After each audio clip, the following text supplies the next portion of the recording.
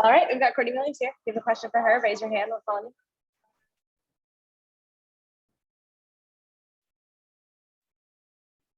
Spencer Nussbaum, go ahead.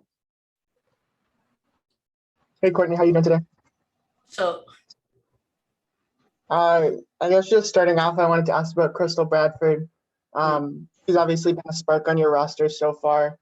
Can you just talk about, what she's meant to the team this year, and if you have possibly a favorite moment from her this season?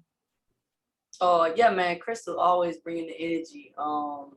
I think anybody who sees her play can see how hungry she is, and just the type of player and person that she is. She a dog, man. So she definitely brings us that energy that we be needing. Yeah, she tough. And do you have like a favorite moment from her? Because I know a lot of players, she's been cracking them up. I mean, every time she shoot, you see the celebration. So I think all of them, honestly.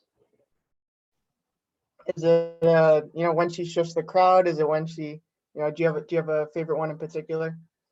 Nah, I get hyped for all of them, honestly.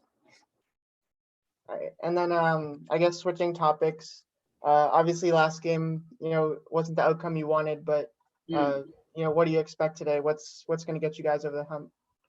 I think just not panicking. We missed a lot of shots that we usually knock down on an everyday basis. So, I mean, we're not gonna panic. We're gonna keep following our game plan and play Atlanta Dream basketball. And then last question from me.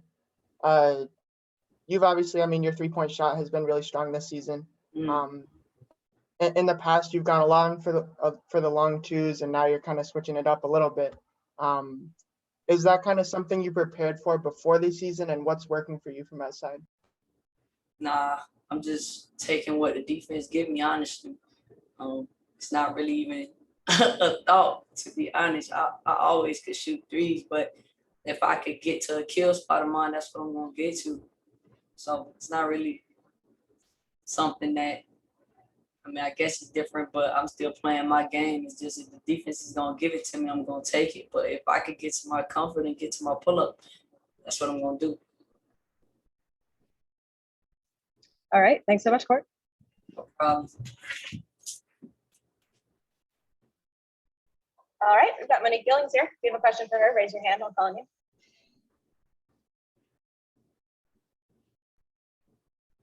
Spencer Nussbaum, go ahead. Hey, Monique, how are you doing today? All is well, thank you. Good to hear. Starting off, I wanted to ask about Crystal Bradford. I've been asking all the players, what's your favorite Crystal moment from this year? And it seems like everyone has a different one. I was just wondering if you could share yours. My favorite Crystal moment. There's so many. I can't think of a specific one at the moment, but just she always keeps us laughing, always keeps us on our toes. I think my favorite Crystal moments have been right before we run out at the games. She huddles us up and sings some type of song. It's always different, always a different beat, but it's just fun. That was a good answer. I wanted to ask about you, obviously. It seems like you're getting to the line at a career high rate. What do you specifically work on during practice to, try to draw contact? And why do you think you're getting to the line so much? Sure doesn't feel like it, but just finishing through contact, being more aggressive. That's something I'm trying to focus on, being more aggressive so I can get to the line. So that's my focus right now. And then just kind of a team-wide question. What have you guys been working on or looking at practice over the past couple of days to kind of prepare for this game? Being solid. We started out pretty well, but we kind of just had some lapses. So just being really consistent as much as we can, and just being solid throughout the whole game.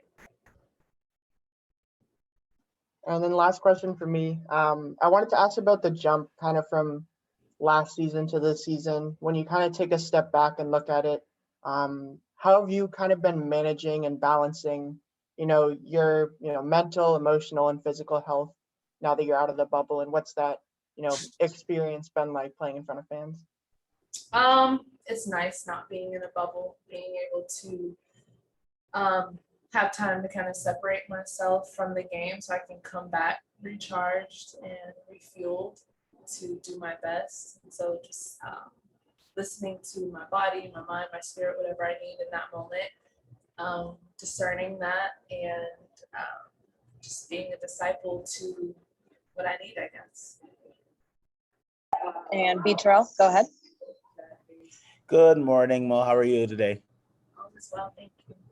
All right. And so obviously this season is set up a little differently with, having sometimes back-to-back games against the same teams in the same cities. So do you feel like that's a benefit to seeing the same team so short, well, I guess in such a short turnaround that, you don't have to kind of re-scout them again, like versus you playing, say, maybe today, and then you don't see that team again for another month? Do you feel like there's a benefit to how the season is set up currently? Not necessarily. Okay. All right. And with, I guess, for yourself, how do you keep, obviously, you went through that 4-game winning streak and then now currently on a small bit of a streak here losing. How do you keep yourself going and, not necessarily get down? Obviously, you have to play the game in front of you, but what do you tell yourself and your team? Obviously, you've been in the dream system all of your career, and so you are one of the long-term dreamettes. So what do you tell yourself to kind of keep going in the midst of this losing streak? Just to be right where my feet are, to be in the moment, not to think too far ahead. Can't think from the past either, just to be right here, right now. And Tiffany Hayes actually gave me some good advice, I think yesterday. All the days are feeling the same, but yesterday she told me we have another opportunity. So just every day when I wake up, I have an opportunity. So just to have perspective with that and to make the best out of all of my opportunities that I have. Thank you. All right, thanks, Mo.